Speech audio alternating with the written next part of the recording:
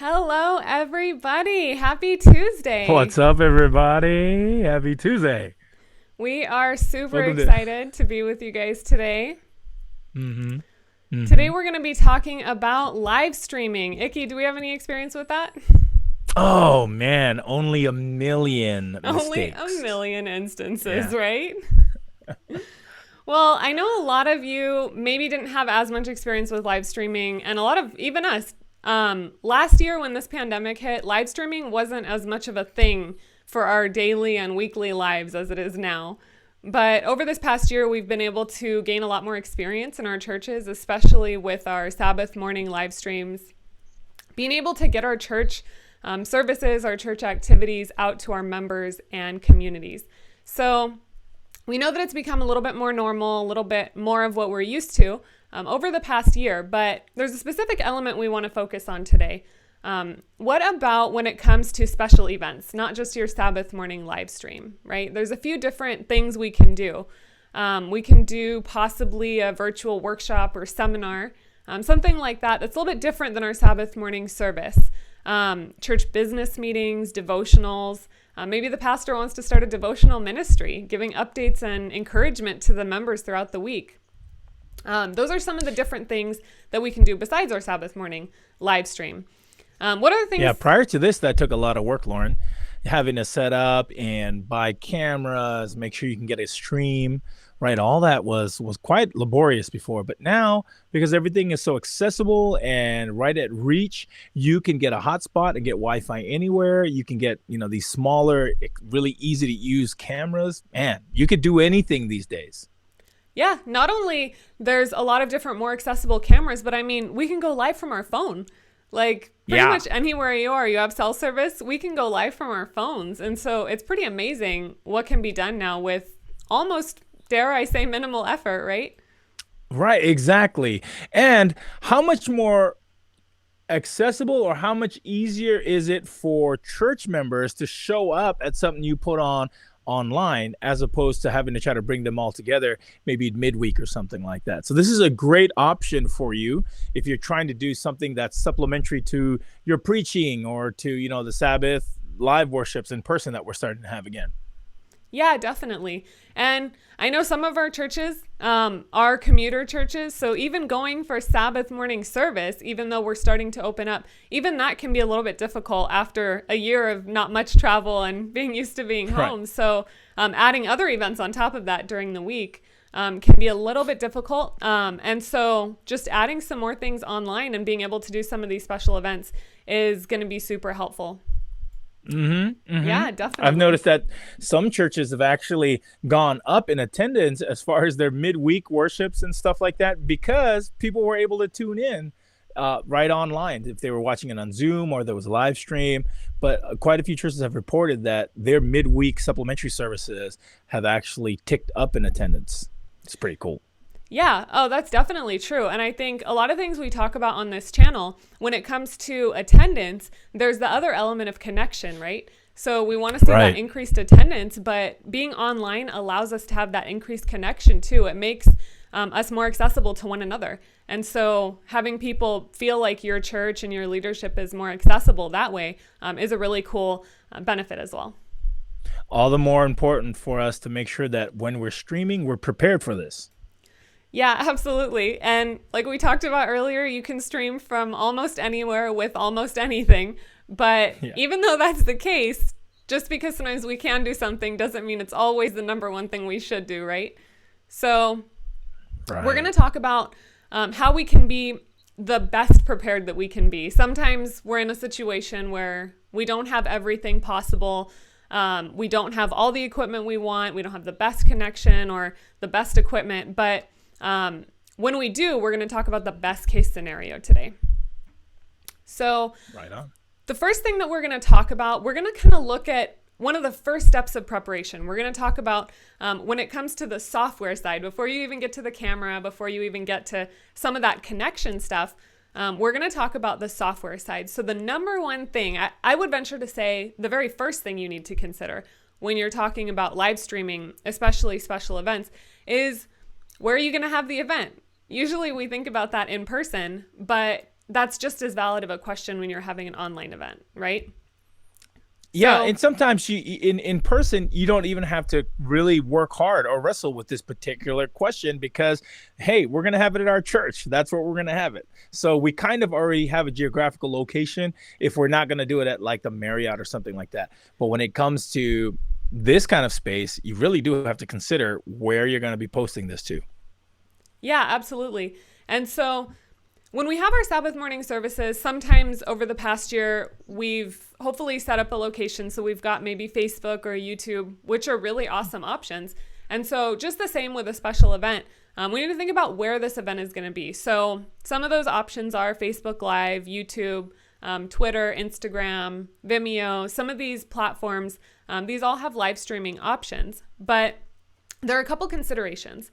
So one of the main considerations is that this needs to be chosen. I would venture to say it's kind of long, but maybe a month, 2 months when you're preparing the event ahead of time is when this should be really locked in. So if you're thinking about where's the event going to be, you're going to want to choose a platform almost that far in advance. And there are a couple of reasons for that. One is because some of these platforms require some sort of authentication. So you might think, well, we'll leave that, we'll do that later. We'll set up our YouTube page. We'll make sure we have it by that day. But there's an authentication process that if you say, I want to use this page for live streaming, it holds it for 24 hours before you can use it for that purpose. So there are some of those authentication things that need to happen as well. So that's something to think about. For sure. I think that's worth repeating. If you are going to set up a YouTube channel, please do not do it the Friday before your event or the day before. It needs at least 24-hour authentication. This has happened to a number of people who I've tried to help. And it stinks because they don't have any other option. There's no way you can rush that process. So we've had to find workarounds, maybe stream it to somebody else's channel. But this is stuff you gotta think of. So that's one of the first things I think of, Lauren, when I'm like, okay, we're gonna stream this out. What platforms are we gonna stream it to make sure that I can get those connected and going? Yeah, absolutely. And I think on top of that, thinking about it in that moment, okay, so which platforms are we gonna do as you're planning it? Which ones are we gonna use? And like you said, not waiting until the last minute to set it up. Another reason for that, especially if you're using Facebook, and I would say YouTube as well, I would say put some content on that page ahead of time. Prepare the page as much as you can. With YouTube, you may not have time to do many videos, but try to put a little bit of stuff, at least put the images on your page, on your header, and make your page look like it's not as brand new as it is, right? Put up a little bit of content, have your page get a little bit of activity and traction, and that way when your live goes up, it'll be able to get even more traction at that moment because it will look like it already has some activity, and that's a really good thing for algorithms and traffic and that type of stuff. Yeah, I would also consider this. I don't know if we're gonna talk much about it today, but graphics. So if you're setting up your YouTube page and you're going to live stream there, you need to create that event ahead of time, put it in descriptions, and create a graphic. But the graphic for a YouTube thumbnail is going to look different than it will look for, if you're going to try to put a thumbnail on Instagram that will point to it. And I know that Lauren in the past has gone through this, but it's so important that you do this because those graphics catches people's eye when they're looking for the topic that you're going to talk on. So that's important. Yeah, I think sometimes, and I even think about this myself very often, is that sometimes we think, our content is really good. The event that we're going to put out is really good. People should want to watch it. And I think that's true. People will want to watch it, but their attention, like Iki was talking about, might not go toward your event, and they won't even take the first step of clicking on it to be able to learn how amazing your event is. If thought isn't given to some of those things like the thumbnail and description and titling and some of that stuff, it will, in a sense, do your event a little bit of a disservice if people don't have the ability to see how great it is, because that's just the stuff that they look at. So if we give attention to that, it allows them to be able to participate and have the ability to click on it, and then they'll be able to see how great it is, just like we know it is too. Yeah, absolutely. So I think that covers just really the idea of picking your platform ahead of time and not only thinking about it and making a mental note to set it up later, but working on your platform ahead of time and not leaving that as to one of the last things. When it comes to platform, I wanted to talk a little bit, Iki, about some of the sort of supplemental things, I guess you could say. If maybe people want to use two platforms, maybe they say, well, some of our audience is on Facebook, but we know a lot of people use Instagram or YouTube too. So how can they think about, rather than putting a camera that's going to go to YouTube and then trying to put a camera that's going to go to Facebook, what are some things that they can do to be able to stream to multiple if that's what they want? So this is something you're going to have to pay for, because I don't know of a free service for this yet. There's two ways you could do it. Like you said, you could do it through using hardware, or you could do it using web software. Okay, so if you're doing it through hardware, you basically have to have two cameras that's going to stream it, and then it has to go into a device, and then you have to use those separate devices to go live to those separate channels. The other thing you can do is use something that's web-based. Vimeo Premiere has a way that you could stream out to Facebook and YouTube. Restream does it to over 30 platforms. That means you can do Facebook, you could do YouTube, you could do Twitch, you could do LinkedIn, you can do, there's several other channels that you could post to. Now, you shouldn't necessarily post to as many as possible. I don't know that that's recommended, but you could pick 2 or 3 of your major platforms that you want to shoot it to and do that. Every week I post out to our Facebook channel and to our YouTube channel. And then this last week of prayer that we did for mental health with the living room sessions, we blasted it out through Restream to, I believe it was 15 different church platforms. Whether it was their YouTube channel or their Facebook. And then there's a small little trick that you can add to that, Lauren, which is called cross-posting. If you're on Facebook, but you have a few Facebook pages that you want to connect with, you can cross-post so that when you stream live to your Facebook page, whatever other page you've cross-posting with will allow you to use that live stream into their pages. Oh, okay. Yeah. Now, the drawback with that is that you can't see comments that they're making, but it's as if you're streaming live to each one of those pages. So maybe you're with 3 churches from your region and you guys are going to do something and you want it to show up on all 3 of the churches' platforms. This is a free tip. So it's kind of a pro tip, not really, but it's free. You basically can cross post as long as your 3 church pages connect cross posting together, then you can cross post it across to the other churches. Okay, that's awesome. Yeah. That's super helpful. Yeah, absolutely. Yeah. That's awesome. And one of the things, I mean, a lot of our churches do have a Facebook page and a YouTube page, a YouTube channel, and wanting to post on both of those at the same time. I mean, why not if you have both of them, right? You've got audiences in both places. Yeah. Yeah, absolutely. That's awesome. Thanks, Iki, for talking about that. One thing that I think we've both experienced, I think many of us have experienced, another thing I want to talk about when we're planning, we've talked about our platform, we're figuring out how many platforms to go to. Now, the next step, I would say, in terms of software and that type of thing, is when you're planning for your stream, internet. Your internet connection is one of the things that you're going to want to talk about and think about as much as possible. Yeah, absolutely. Because sometimes it can be tempting to think, well, I have an internet connection and I have Wi-Fi, so we're good to go. Which that is not always the case. That's often not the case, actually. So why is that often not the case in your experience, Iki? Why would just having Wi-Fi and having it up in the church and then trying to click live not be enough? Now I'm speaking from experience, but also I'm speaking from watching other people make the same mistake. You have to make sure that you've got good download and upload speed, because remember, you're streaming, so you're not just taking in content, but you're pushing content out. Oftentimes, when you have an internet provider and they provide you with internet, they give you great download speed, which is good if you're downloading. But streaming has to do with uploading as well. So you got to make sure that your upload is speed. Sometimes they give you 100 megabytes per second download, which is good. But they give you like 5 megabytes per second upload, which is not so good. So Yeah, so you've got to be aware of that and make sure that you're getting enough up and down so that you're cranking out the right amount.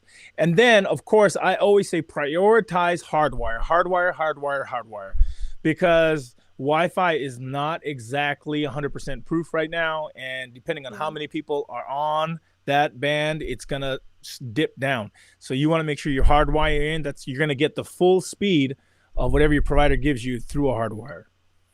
Yeah, definitely. And I remember we've Generally. talked about this. There are a lot of factors that go into it when you talk about internet. Like, there's just a Mhm. bunch of stuff going on. But yeah, I've had that experience too, where I've tried to use just Wi-Fi, and my stream was not happy when I tried to do that.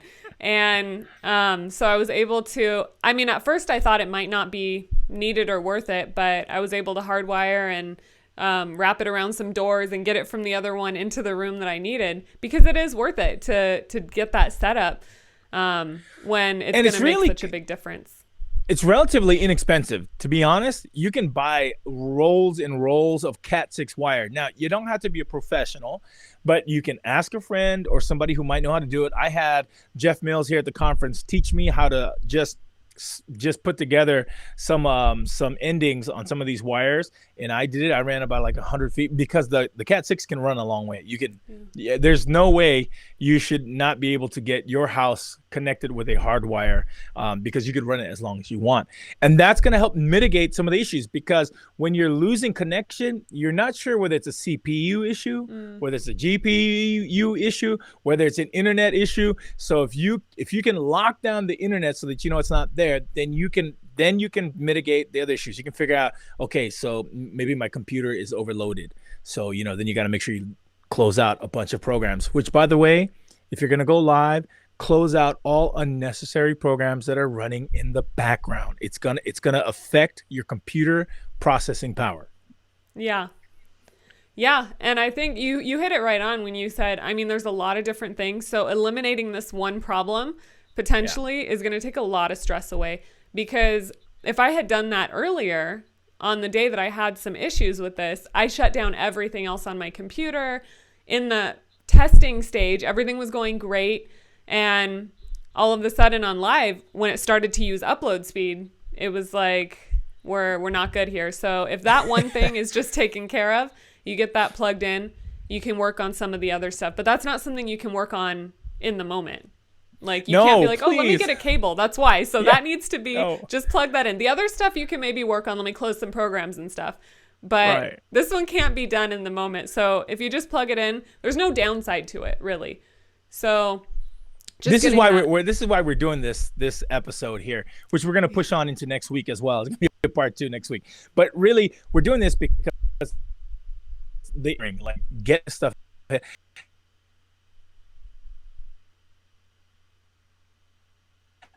Uh, I'm talking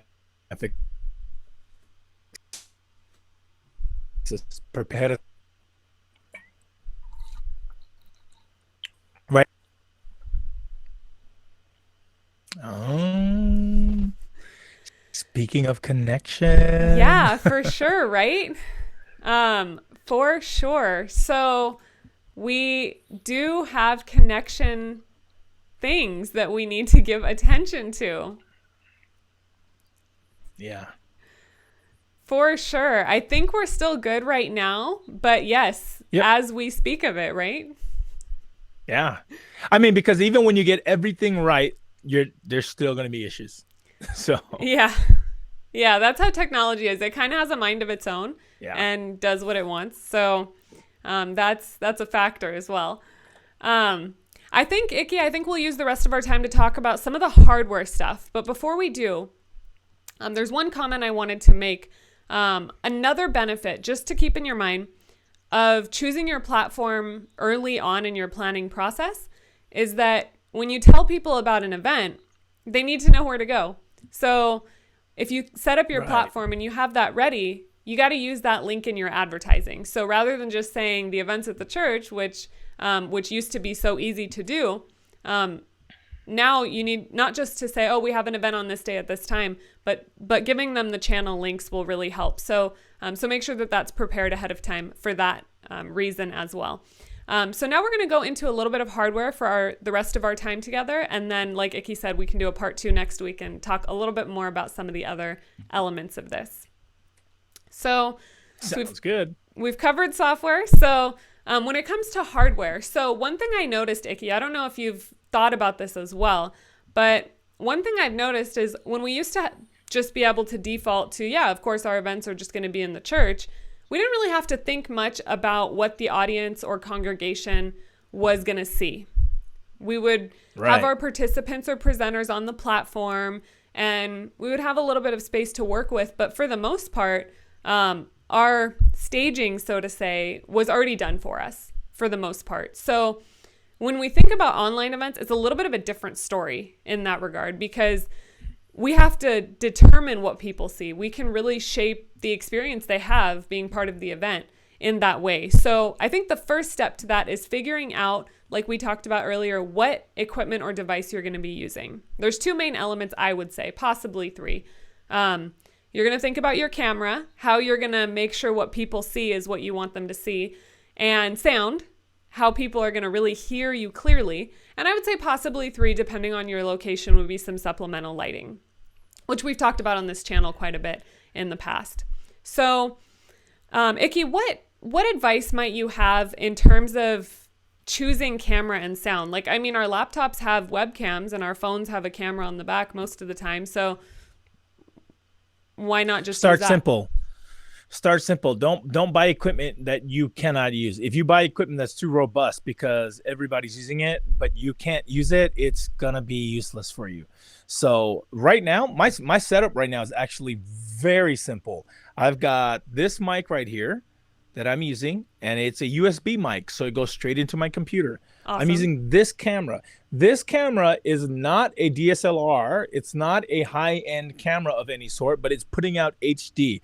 This is a Mevo, nice. And it's an old Mevo. I bought this thing like 4 or 5 years ago for an event that we use for our department, and it still runs gorgeous, you know, like it's doing what it needs to do. So, and I'm running a micro USB out of that straight into my computer. So once again, you can get good sound and good video, but keep it simple. Just be where you're supposed to be. Then lighting. Lighting is going to be important. I've got this one light here. I put it on this side because it looks like it's coming outdoor light, but it's not. It's a light. I've got a light behind me over here. I'm going to turn it so you can see it. See that? That light is putting out the same light frequency as this guy up here. So when you see it on my shoulder here, it looks like it's coming from there. See?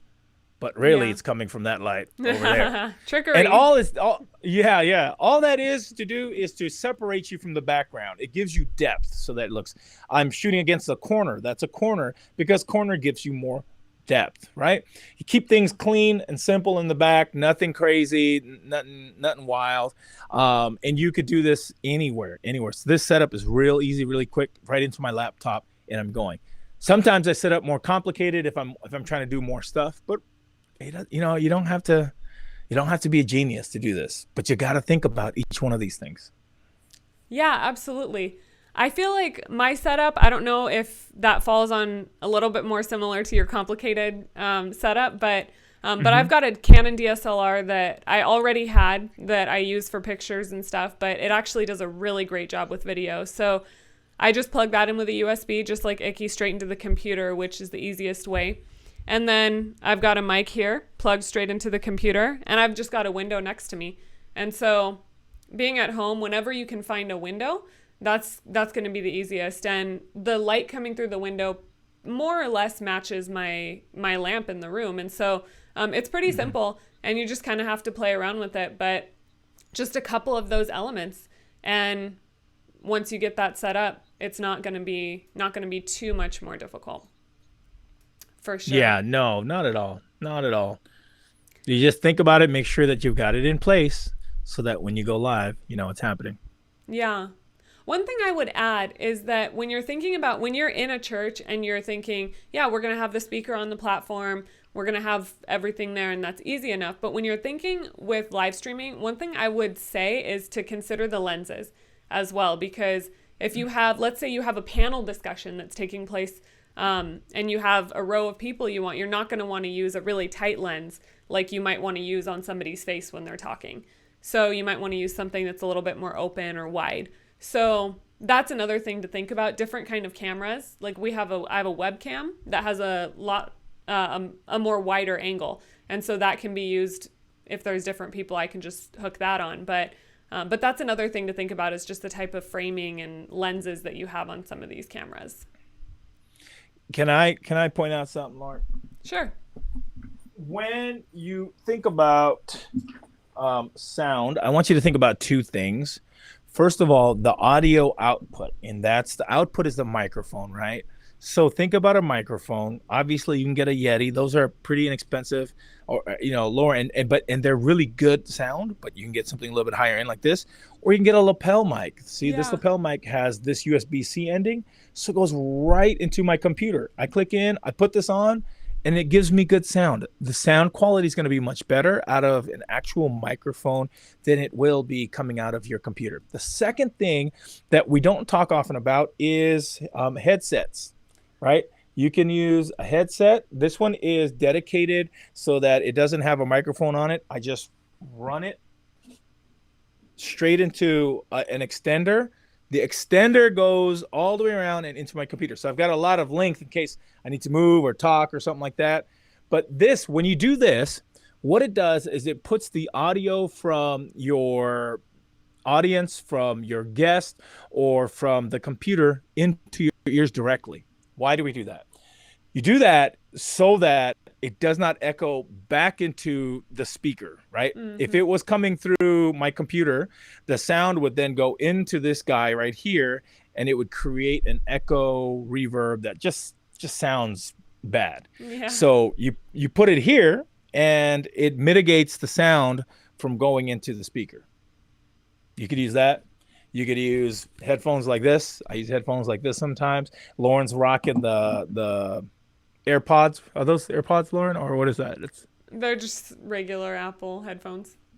regular Apple headphones, but you can use AirPods. Many Yeah, people for do. sure. Yeah, for sure. Yeah. And yeah, that's a really good point because thinking about, well, my computer has a speaker. I mean, sometimes we do think about microphone, but usually, yeah, you're right. We don't think about the speaker element at all. And so if I wasn't wearing these, mine are a little bit more obvious than Iki's, but if I wasn't wearing these, you would be hearing both of us echoing back, and that would be a little bit distracting. And so the content would just not have the effect that you want because people would be focused on the echo instead of what's actually going on in the event. Right. Yeah, definitely. Good Well, call. we've talked about cameras. I see we have a few more minutes left. So we've talked about cameras. We've talked about lighting a little bit. We've talked about sound. Just thinking about the location that you're in. One other thing I would add before we kind of say a couple closing thoughts is that if you're going to be running the event or even potentially participating as a speaker, when you're thinking about all the equipment, the camera, the lighting, the audio, all that stuff, you're going to want to think too about who's going to be able to run that. Because sometimes we think if we just get that set up, then we'll click play and we'll go to our event. But it's always good to have at least a volunteer or two who you can have to really run that stuff. So if you don't have a team for that, I definitely encourage building up your team for that because that's going to be your people that you can fall back on when you have events like this that will really influence the quality. Yeah, find one young people know how to use this. Yeah. Pastors, listen to me. Young people do this in their sleep. The kids, young adults today were born into this technology stuff. They do this for fun. They do this on TikTok like it's nothing. Yeah. So like stuff that you and I are stressed about, like I don't know what to do with this. They're doing. So get them on board. If you can buy them in and they get committed, you've got it going. And like I said, if you keep things simple, then even if they're not a young adult, you'll be able to share with them just how to use this equipment. The simpler, the easier it is to help somebody else do it. Yeah, absolutely. And that will help to take some of the stress away where you can focus on other stuff. And it's always beneficial to grow your team and get other people involved and invested just by virtue of doing that. So yeah, absolutely. Well, I think because we're coming up to time, I don't see any questions coming up on the stream right now, but we do have some more stuff to talk about. But I think like Iki said, we can do a part 2 next week. So for today, Iki, do you have any closing thoughts or anything else to add before we look forward to next week. I just want to say, please prepare ahead of time. Make sure you have enough time in advance. If you think you need an hour to prepare for something, double that time. If you think you need 2 hours, double that time. And next week we'll get into making sure you do dry runs and stuff like that, because things are gonna, this is not if, this is for sure, things are gonna fall apart during the stream. That's just the way it is. And if you don't have enough stuff prepared ahead of time, it's gonna be so hard to be like, hey, we're I'm okay, when really you're not. So prepare. Make sure you get all this hardware stuff figured out. Make sure you got your stream stuff figured out long in advance. Yeah, no matter how long, I'll echo that and say no matter how long you've been doing this, no matter how good your equipment is, and no matter how much you've considered some of these pre-planning things, things will happen. That's just the way technology works, is that it doesn't always like to do the exact thing at the right time. So definitely always have your preparation, have your items ready, and be ready for anything that could happen. But the more you prepare, the better ready you'll be for a moment like that. So think about where you're going to stream, get ready, think about your cameras, think about your lighting, think about your sound. And next week, yeah, we'll be talking about testing dry runs. We'll be talking about what to do during your stream as well, and how to keep that going. So we'll see you next week. We hope that you learned a little bit of something from this, and we'll look forward to seeing you then. See you then.